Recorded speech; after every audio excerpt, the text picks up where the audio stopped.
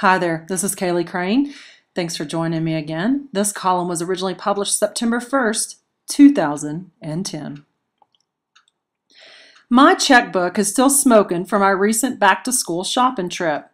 Purchasing shoes, clothes, athletic equipment, and school supplies for 4 children, that's not a cheap undertaking. Then when you add in school registration fees, textbook rental fees, school activity cards, physicals, and school picture expenses, we're pushing close to a 4-figure expenditure, and our kids go to public school. Therefore, you can imagine my disgust when our little darlings brought home a big fat packet of fundraising literature, complete with a poster-sized list of all the prizes available if they sold this stuff. Stuff might be a nice word for it. Maybe overpriced crap is a better description of what our school is wanting us to sell on their behalf.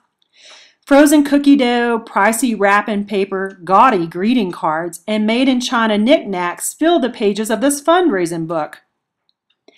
I find it pretty ironic that the same school which has banned Coke and candy machines in the hallway is now encouraging its students to pitch $8 chocolate walnut fudge, $13 boxes of malted milk balls, and $17 cheesecakes. Our school wants our kids to hit up family members, neighbors, and local residents to buy this junk to help the school raise money. Of course, the kids don't see it this way. They are bribed with the promise of Hummer limo rides, classroom pizza parties, and prizes of iPads and flat-screen TVs if they sell more items than any of their friends. When I ask my children where the fundraising money goes, they haven't a clue. We don't have a PTA or a parent-teacher organization here. So this particular fundraiser must be organized by the principal and approved by our local school board. I looked all through that packet and there is no mention of the percentages earned by the school. But I did find instructions on how I can email all of my out-of-town family and friends so they can order goodies online. Great, that's just what I want to do. My children do not go to school in order to be door-to-door salesmen, nor are they going to be glorified pimps raising cash for the school district. My wee ones were given a suggested quota of selling 12 items each with this most recent fundraiser.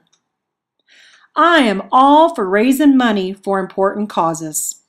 But children do not learn the true sense of volunteerism by hawking Dollar General-like products at Dillard's prices.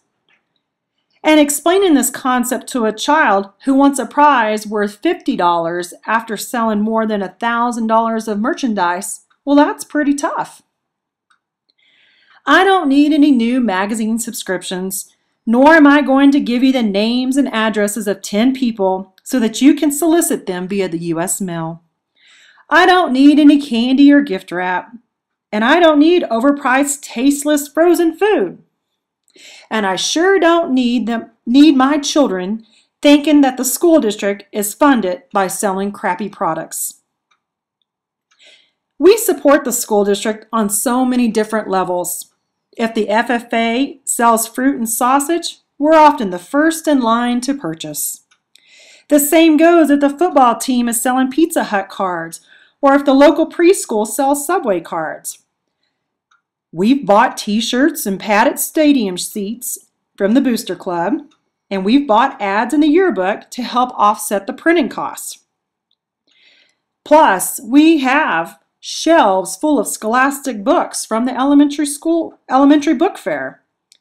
We clip box tops for education, and we save Campbell's soup labels for our school.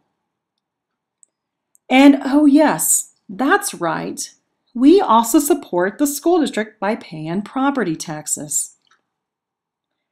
I will no longer allow my children to be used as free labor to raise funds on the school district's behalf. However, should they wish to hold a car wash or a bake sale in which the school gets 100% of the profits, we will gladly participate, and I'll be there helping wash or I'll bake as many items as they need. My wallet is tired and rapidly becoming empty. So when it comes to the school district vending out our children, I've got to say, the buck stops here.